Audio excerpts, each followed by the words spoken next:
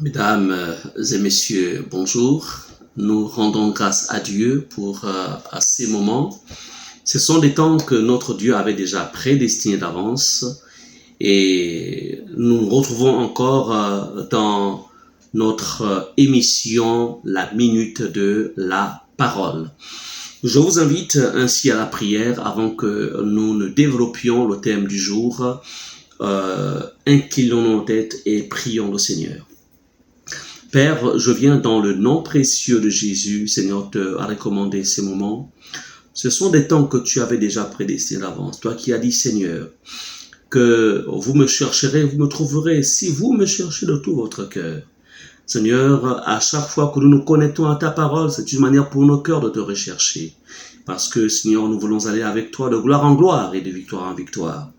Je bénis encore une fois, Seigneur, chaque auditeur, Seigneur, qui est connecté à ce message et qui se laisse édifier par ta parole. Puisse, ô Dieu, ce dernier ou tout cet ensemble de personnes recevoir, Seigneur, ce que tu as mis, Seigneur, à leur disposition par le Saint-Esprit au travers de ta parole. C'est dans le nom de Jésus, Seigneur, que j'ai prié et nous disons Amen. Bien, donc,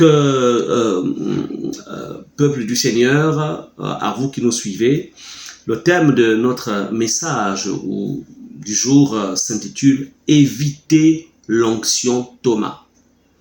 Éviter l'onction Thomas. Vous vous poserez peut-être la question, mais c'est quoi l'onction Thomas? En fait, ici, je voudrais tout simplement... nous avons aujourd'hui en milieu chrétien beaucoup de personnes qui fréquentent les communautés religieuses, qui écoutent la parole de Dieu, mais qui malheureusement, il y a un problème avec leur foi.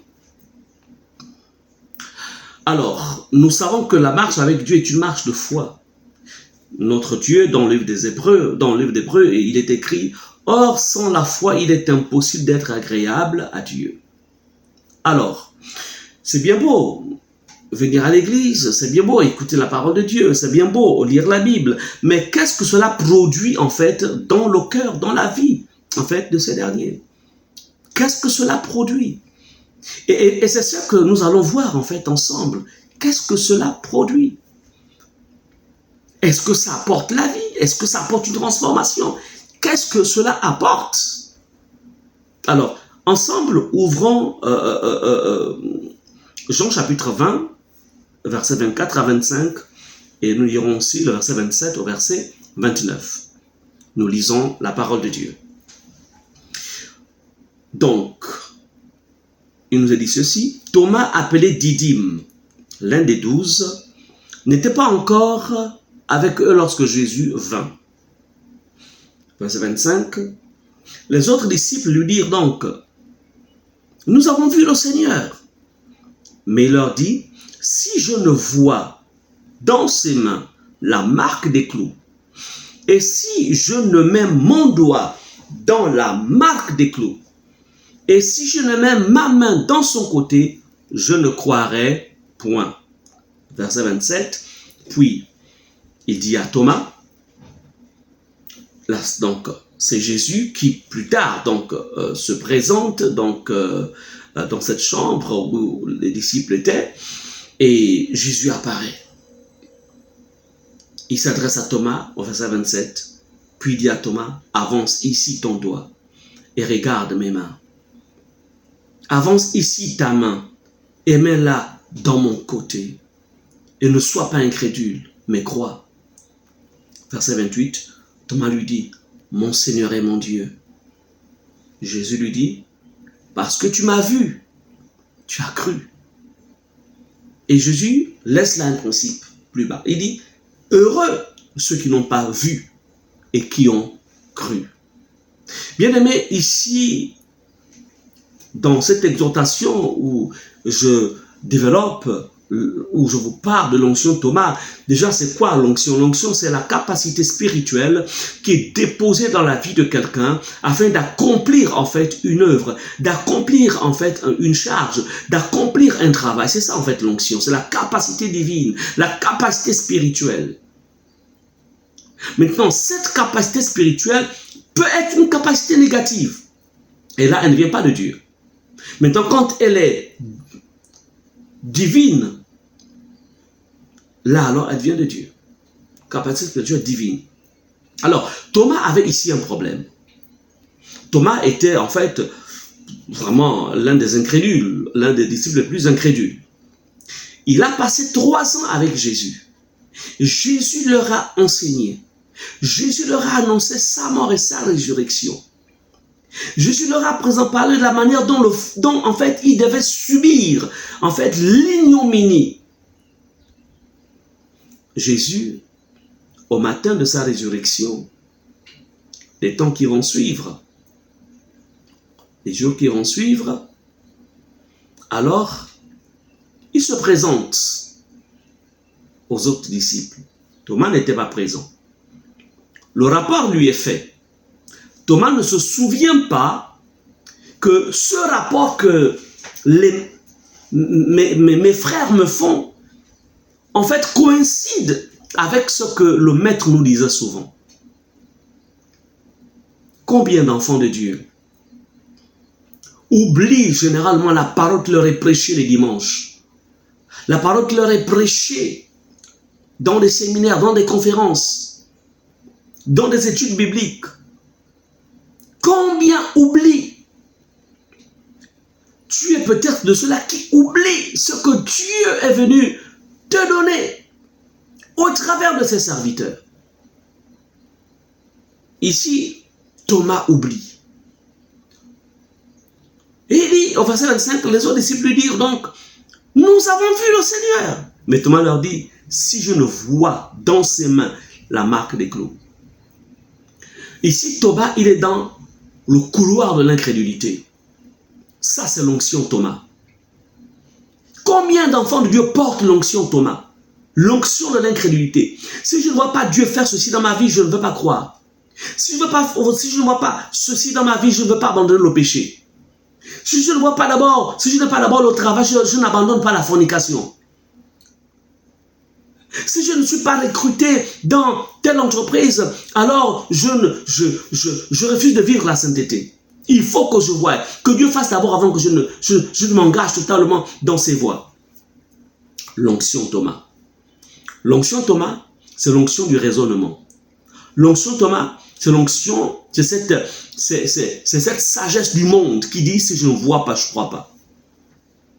Quel type de chrétien es-tu? Celui qui veut d'abord voir pour croire. En vérité, la foi consiste à croire sans voir. Donc, toi qui viens à l'église, qui écoutes la parole, toi qui dis que tant que tu n'as pas vu, tu ne peux pas croire.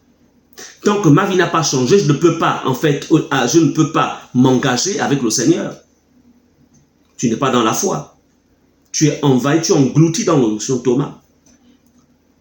L'onction de l'incrédulité, du raisonnement. Et tu ne peux pas faire des exploits comme ça avec Dieu. La marche avec Dieu, la marche dans le royaume de Dieu est une marche de foi. La foi consiste à croire en ce que Dieu a dit, sans pourtant que tu ne voies d'abord ce qu'il a dit se faire. Mais tu crois que ce qu'il a dit viendra à l'existence. C'est cela la foi. Bien-aimé, Thomas dit, et si je ne mets mon doigt dans la marque des clous, et si je ne mets ma main dans son côté, là où il avait été transpercé, il dit, je ne croirai point. C'est vrai que le maître nous parlait souvent de ça, mais la main dont j'ai eu à la croix là, non, la main il était déchiquetée là. Non, non, non. C'est vrai qu'il est le Fils de Dieu, mais là, moi je ne crois pas. Combien de chrétiens malheureusement fonctionnent comme ça? Ah non, cette situation, elle est trop compliquée. Non, là, je pense pas que Dieu peut faire quelque chose. Non. Soyons humains, soyons réalistes. Non, non. C'est vrai, je sais que Dieu est capable, je sais que Dieu peut tout, mais là, non. Mais ce que Thomas oubliait, c'est qu'en fait, Dieu est omniprésent. Dieu entend tout. Jésus est Dieu. Pendant que Thomas, en fait, doutait de la résurrection de Jésus, Jésus, dans sa dimension divine, entendait les paroles de Thomas. Ce que tu oublies peut-être, c'est que tout ce que tu peux dire, tout ce que tu peux faire, Dieu est omniprésent. Dieu, il voit, il est présent partout. Dieu est omniscient. Il connaît tout. Il te voit et il sait. Il sait que ta présence à l'église, tu viens à l'église. En fait, c'est parce que tu veux d'abord voir, mais tu ne crois pas. Mais Dieu ne fonctionne pas comme ça. Dieu a des principes. Ce n'est pas nous qui sommes appelés à changer Dieu. L'homme n'a pas la capacité de changer Dieu. C'est l'homme qui doit changer pour rentrer dans le couloir de Dieu. Dieu ne rentre pas dans le couloir de l'incrédulité, dans le couloir de l'homme. Non, Dieu amène l'homme à rentrer dans son couloir. C'est lui le créateur. Et c'est lui qui est le sauveur. Donc Jésus, en fait, il apparaît ce jour-là. Et il va tout droit, il s'adresse tout droit, il s'adresse à Thomas. Il va tout droit vers Thomas. Il dit, Thomas, avance ici ton doigt. Regarde mes mains. Avance aussi ta main et mets-la dans mon côté. Parce que tout ce que tu disais là, avec les autres, en fait, j'entendais. Parce que je suis Dieu et je suis omniprésent et omniscient, je connais, j'entends. Et il lui dit, ne sois pas incrédule. À toi qui m'écoutes, Dieu te dit aussi, ne sois pas incrédule. Considère que Dieu peut changer ta vie. Considère que Dieu peut changer ton quotidien. Considère que Dieu peut changer ton cœur. Considère que Dieu peut changer cette atmosphère morose qui est autour de toi, de ta famille. Dieu est capable. Il te dit, crois seulement. Et alors, Thomas, ayant réalisé que, waouh, mais je suis devant le maître là, il dit, mon Seigneur et mon Dieu. Et Jésus lui dit, parce que tu m'as vu, tu as cru. Il dit non. Tu veux marcher hors des principes du royaume que je vous ai enseigné. Parce que mon royaume fonctionne différemment du royaume de ce monde. Ce monde, il faut voir pour croire. Mais le royaume de Dieu, on croit avant de voir. Le royaume de Dieu fonctionne avec ses propres principes. Aujourd'hui, ta vie qui marche, c'est-à-dire que tu marches en dents de scie. Et à un moment ça va, et à un moment ça ne va pas. Et à un moment tu es zélé, et à un moment tu t'affaiblis.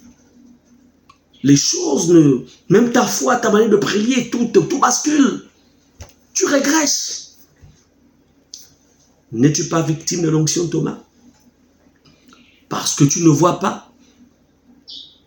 Tu ne vois pas les choses changer autour de toi. Les choses n'avancent pas.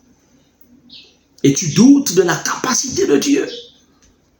N'est-ce pas là l'onction, Thomas? Le Seigneur dit, heureux ceux qui n'ont pas vu et qui ont cru. Heureux ceux qui n'ont pas vu. C'est-à-dire que ceux qui marchent avec Dieu, en sortant de la dimension de la vue et rentrant dans la dimension de la foi, ceux-là sont dans un contexte de bonheur. Ils sont dans la paix, ils sont dans la joie de Dieu, la paix de Dieu, la joie de Dieu. Ils sont dans l'allégresse. En fait, l'abondance de Dieu est leur partage. Je voudrais ici vous dire, à vous qui m'écoutez, le royaume de Dieu qui est au milieu de nous, a dit Jésus, a ses principes. Lorsqu'on accepte Jésus et qu'on en fait son sauveur et son Seigneur personnel, on rentre dans le royaume de Dieu. Mais il dit ceci, heureux ceux qui n'ont pas vu et qui ont cru. Ceux qui croient sans avoir vu.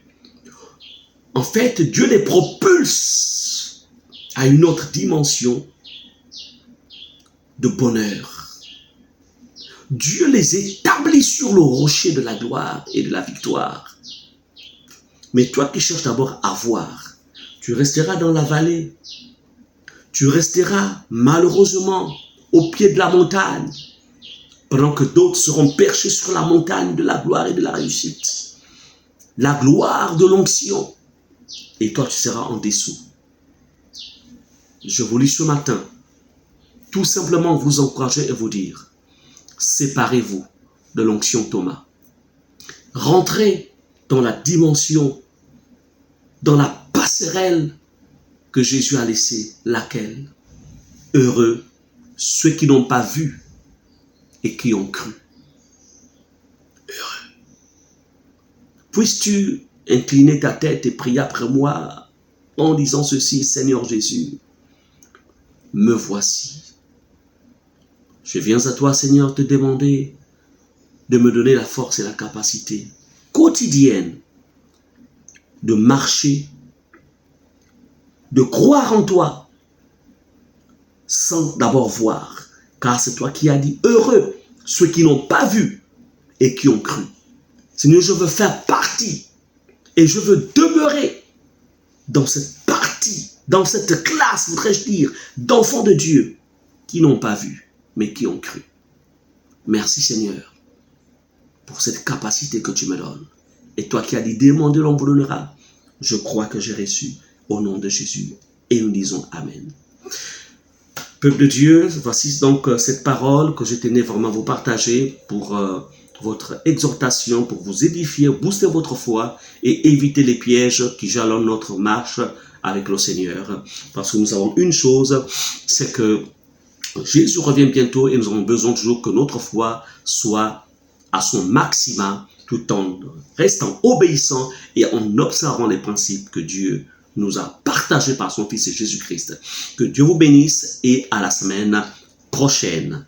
Que Dieu vous bénisse. Au revoir.